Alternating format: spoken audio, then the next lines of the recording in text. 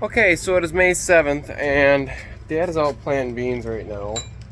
And there's a rainstorm coming, so I'm not doing any more field work right now. You can hear the neighbor Perry and Uncle Ben are cutting grass around here. So I decided to take time and learn how to use my paint gun. I see some runs. Anywho, there's not much I can do. Today was my first time I've used an air-powered paint gun, and it was mine, and I figured it was a good time to start getting it set up and figuring out how to use it and getting it dialed in. So I'm gonna flip the guys around. Don't laugh at me. Like I said, this is my first time using an air-powered one, so I gotta figure out how far away I need to be from the piece I'm painting, my pressures and whatnot. My mixture probably could be a little better as well. But I'll show you what I'm using what paint I'm using and whatnot after I'm done showing you this. So here's what I got painted in. Yeah, there's a little bit of runs right there. But like I said, I'm learning. I just kind of wanted to see if I can get it figured out. Which in reality, this stuff should be hanging up when I paint it, but I don't want to paint it in the garage and I didn't have time to get the stuff set up. But otherwise, that fan don't look too bad. There's some more runs there. I don't know. I'll get it figured out, though. It'll just take me a little bit of time, you know. It's the first time ever using an air-powered one, so yeah. I think I'm pretty happy with that. So, yeah, I just wanted to show you guys that. And then right here we have the paint. I've shown you guys this before, but there's a paint that I'm using, just Martin Seymour paint thinner and hardener. Stuff is supposed to be mixed 8 parts paint to 4 parts of thinner, 1 part of hardener. So this batch I did, I got it close with the paint and the thinner were right on, but the hardener I just kind of guesstimated. It was a small batch, just basically just to test a gun. And then here's the gun. I'll flip you guys around. It's an Intersol Rand. I got a regulator on her there. I had her up to 60 pounds of pressure. Like I said, I don't know. First timer. That seemed like to do. I had it originally at 40, and 60 seemed to do better than 40. But I threw some paint thinner in there to clean her out. Rinsed it 3 times. I should be using acetone, but I don't have it here right now. Excuse me, I don't have my garbage can in here right now. But yeah, that's my big mixing container for when I start doing all parts. But I just use this little thing to test it. So that's what that's gonna look like. Hopefully I figure out how to use it and stuff goes well. So yeah, that's all for now. I gotta go wash the tractor. Alright, so we're here in the Magnum running the field cultivator. And once again, I don't have the GoPro with me, but Ben's already planted the headlands of this field. And yeah, I think he went back to fill the seed, but I got, according to my GPS here, I got 2 more passes left in this field. And then all the chisel plow ground will be worked for us. And then I got 1 more field to do, and then I'm done with tillage. Which is the field right around the farm, which I think is cleaned up and ready to be worked. Don't quote me on that, though. I don't know for sure. But we'll get a start on that tonight. Maybe even get it done. I don't know. We'll see what I feel like. But I can tell you now, I'm getting hungry. My tum-tum's screaming at me, but my snacks are all gone in here from leftover days. But guess what I gotta do? I gotta flip around. Alright, so it is a rainy Sunday, May 14th here in south central Wisconsin. And as you can see, I got the tillage cane parked in the shed.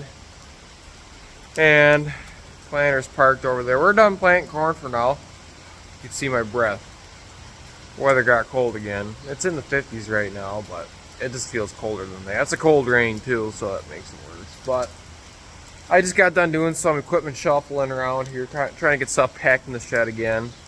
But we're done planting corn until we take first crop hay off. Then we got 30 more acres of corn to plant into 30 acres of hay. We're going to no-till that in, so we're done with tillage. I still got to get the Mighty Magnum that's right there. I gotta get the duals off that, which I'm not doing it right now. If the rain slows down, then I will, but I'm not gonna do it right now. So that can sit outside for a little bit more. And then I got a Buddy's 460 out back I want to get pulled in. I'll put that right next to 560. And then I don't know where I'll put the Magnum yet. There really isn't a good... Well, I guess there is right here in front of the Kubota. They can go right in there. Really, this spot is designated for the TMR, but the TMR sits outside, so... Anywho, we'll probably put the Magnum there. And then back there, you can see there's a... Right there, a night real log. I can't figure this out. Right there's a night real loggy wagon. That's my Uncle John's. We're gonna take that back down to his place at some point in time, and I'm hoping I can park my backhoe there. I'm thinking if I can get it cleaned out, it'll fit. Otherwise, the two chopper boxes in front of the 886 there are coming out anyway to make more room for storage. So yeah. If anything, I'll just swing the backhoe over to that side of the shed. But there's a robin right there. Where'd it go? Oh, it flew off. You guys probably seen it, but yeah. So that's what's up. That's what I'm up to right now. I might go do a quick cold start. I did a cold start. Oh, I didn't video it, but I started the 560 that's back in that corner for the first time. The shoe started right up. It started right on all 6 cylinders, so that's good. Yeah. But we'll walk over to the other shed here, which is just right over here. I still gotta get the 1256 put away, but I'm gonna wait till I got a battery charging for that 460 because the battery I have in it now is kind of dead. I don't think it's charging right now. I'm not too sure. But here we got my Wheatland, which I parked back in here. Well, when I parked the baler last year, which, as you can see, I never washed it off. I blew it off and I greased it, I believe. Because I didn't really, it was going to get really dusty sitting in the shed anyway. So I didn't want to wash it and let it sit over winter. I'd rather have a layer of dust sitting on it, which it'll be fine. I don't really care. You can see this tractor is completely washed when it got put away in here, and you see how dusty it is. Dirt floor shed, so. God, this tractor still has the same aroma to it as when I bought it. Oh, you got a piece of conduit thrown on top of it. That's nice. But I got the batteries disconnected on this tractor. I think I probably have the fuel shut off too, just in case. But yeah, this thing should start pretty good. This is one of my babies. This is a tractor that I pretty much did the whole engine overhaul mostly by myself. So it's kind of a big deal to me. That's some nice wiring. But yeah, she still has a long way to go exterior wise, but I didn't paint it or nothing because I hadn't ran it enough to really figure out where all the leaks are. So I wanted to run it another summer, kind of figure it out, which the main leak right now is coming from this steering gearbox here, whatever you want to call it. That's my main leak right now. It's actually coming out on the other side here, where the arm comes down. Right there, you can see the nice puddle of oil it has left me. So I don't know if there's a place that rebuilds them or anything. There is a place that rebuilds Ford steering stacks. Alexander's, I believe, is what their name is, but I don't know if they'll do this one. I should ask them, but anywho, once I get that leak figured out, the tractor is pretty well leak-free. I do gotta take, I probably should replace these hoses just before I repaint it again. Maybe I won't. But these, I put 2 new hoses on for the other outlets. I never put there's supposed to put an O-ring on the end of these to seal it up good. And I forgot to do that, so I'll have to take them off. Sounds like a good idea to do right now since I'm thinking of it, but I'll have to do that one of these days. And so, yeah. And I still got to take all the tin work off and retorque the head bolts. I have not retorqued them yet, and that's key to failure on these 282s. So if you don't torque them down, then they're just not going to last. They're going to blow head gaskets. So, yeah. But we'll hook a battery up on this thing and see if we can or can't do a cold start. Alright, so we're going to give this a go. We got some sort of battery life. We'll give her some glow plugs. Glow plug meters a go. We'll let her glow plug for about 30 seconds. This one has pretty decent glow plugs in it. I mean, they're new, so. I gotta tighten up some of my wiring down here too.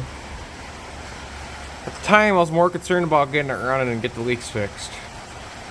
So, we'll give that a go. Make sure we're in neutral.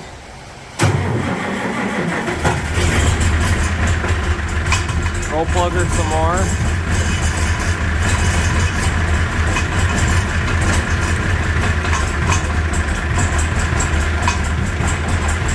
She's cold.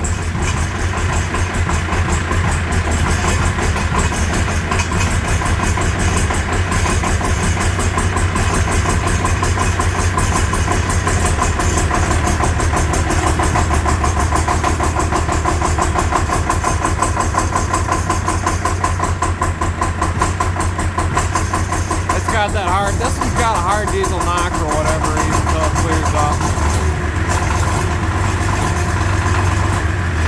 I guess I had the throttle a little higher than I really wanted it to be, but there we go. That was why it kind of started a little hard. I had her closer to half throttle, but there we go. She's around there. You can kind of see here, there's like a tooth missing or something. There's like a little hard spot right there. I push a little more and then it goes past it. So something ain't right down in that gearbox. But we'll get her figured out hopefully this year. That's the other thing I gotta fix too is my PTO here is it doesn't quite pop down in there. I don't think my hoses here have anything to do about it. You gotta kind of push her to the side. I'll have to deal with that off camera, but it doesn't quite lock down there. The tab piece there is wore out. So PTO is probably not running right now, but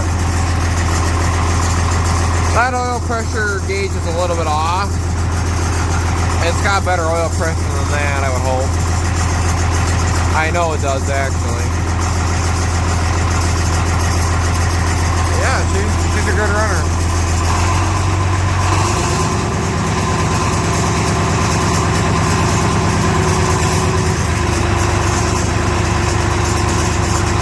And that voltmeter, that's always been a little weird. It's always over what it actually is. So, yeah. As you can see, there's no fuel gauge in here either. But the dash is not done yet. As you can see, I don't like the red. It's going to get painted black when the tractor gets painted.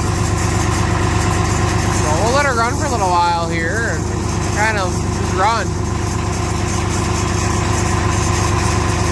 Hook it off and check things out quick.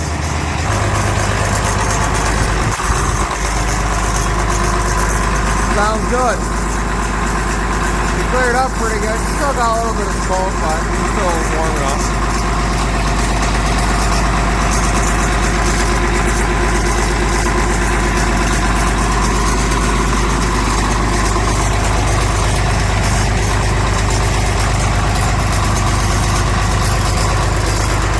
Good though.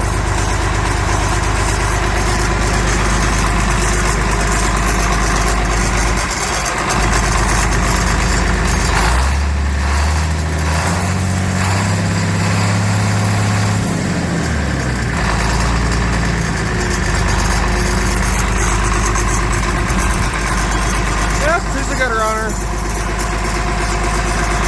So when I get it out this year, I'm gonna go through maintenance it. Change my oil in the oil bath because I did a pretty dusty job last fall, twice. Changed oil, engine hub, it hasn't been changed since I overhauled it, rebuilt it. And yeah, give it a good wash. So, that's all I got for now. Alright, so it is Tuesday, May 16th here on Turner Farms, and we got beans popping out of the ground. I don't know how well you guys can see it in this video, but... And we also got some chickweed starting to pop back there, which is no bueno. But it's just chickweed, it's nothing. You're gonna have it. Unless they do full tillage, which I did not on this field. The only spot I did full tillage, it wasn't really even full tillage. Right where I'm standing, I deep ripped it and ran the field cultivator over it. That stuff back there had minimal vertical tillage. So you'll have that. And plus I worked that up like a month ago. And where this is planted like a week and a half ago. So, but anywho, I'll flip you guys around here. And I don't know how well you guys can see it, but we got some beans popping. Walking through the field, you know, there's a few, like right there's a double. And there's some skips, like there's a skip there. I can't remember what the population is on this stuff. Dad would know. If I had planted it, I would have known too, but I didn't. So, fortunately, I don't remember. But yeah, so the other field, which was planted a day after this field, is actually farther ahead. I think that might be because it's kind of higher ground, so it's a little bit warmer dirt. Sprouts a little quicker. Whereas this is almost, not quite, but it's close to bottom ground type of ground. It's almost got enough organic matter for it to be bottom ground, but you go about 100 yards that way and it's sand. So, closer, I mean, if I were to walk down there, you can kind of see where the dirt, I don't know how well the camera picks it up, but down there, that's really close to the buck. Really close. Like, freaking close. So, anywho, things are looking good here. I'm happy with it. I'm not going to go in the other field right now. I got some stuff I want to do before that sun there goes down. And you like the nice haze? Canadian wildfires, I believe. So, anyhow, that's all I got for now. But yeah, that's the update on the beans.